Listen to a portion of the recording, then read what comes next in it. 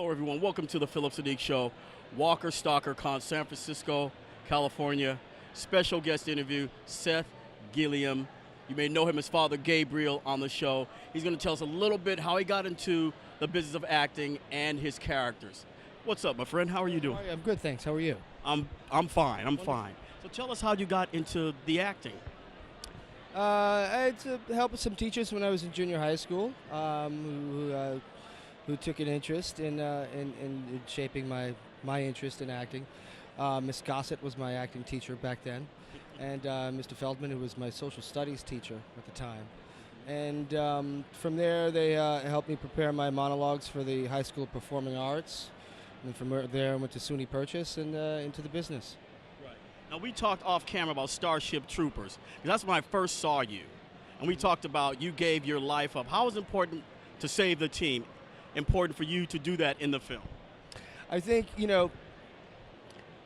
war, in particular, war movies, that beyond the fighting and the violence, it's all about sacrificing.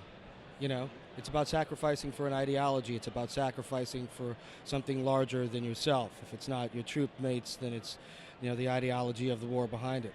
So somebody's got to do it. You hope that if you're the one who's chosen to do it, it's in a big way. And in Starship Troopers, it was in a big way, baby. Now, you're also on Teen Wolf as the warrior priest. Yes. And then we've seen you on Walking Dead as Father Gabriel. And some of us were tweeting your character, Father Gabriel, was so different from the warrior priest in Teen Wolf. And we were screaming, why doesn't he show that part of him in Teen Wolf to fight the monsters that are running in another direction? Well, I mean, the Walking Dead and Teen Wolf, though they might be in the same genre, they're apples and oranges for the characters.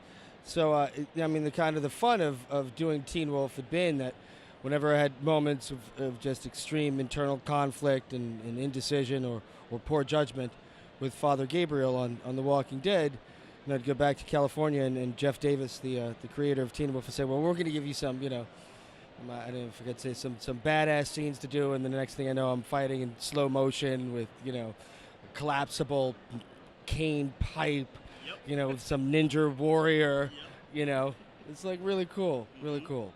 Now, Father Gabriel, we've seen him evolve from what he did in the church, and then now he's willing to pick up weapons to protect the bigger family. How did that affect you as far as a character and that arc to do that? Well, it's exciting for me that they've taken the character in that direction. You never really know beyond what someone tells you at the time, what they have planned for your character. But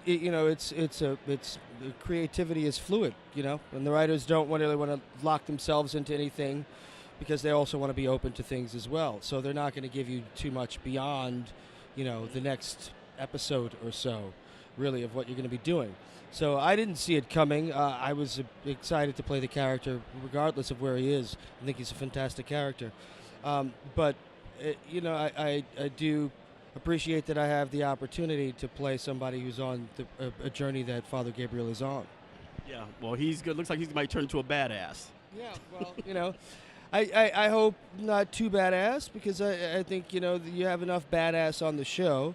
I don't mind badass moments for him, but I think you need it kind of, I think he brings a different dynamic to the group, and I hope we continue to explore that. Yeah, I think he brings that, what Herschel was, that foundation of, we got to still kind of stay level even through all this madness. I don't think he's as wise as Herschel, just the years alone, but the wisdom that living gives you. But I think along the same vein, he tdoes want to heal more than harm. All right. Well, thank you for your time, sir. Thank you. Thank you. Nice to meet you.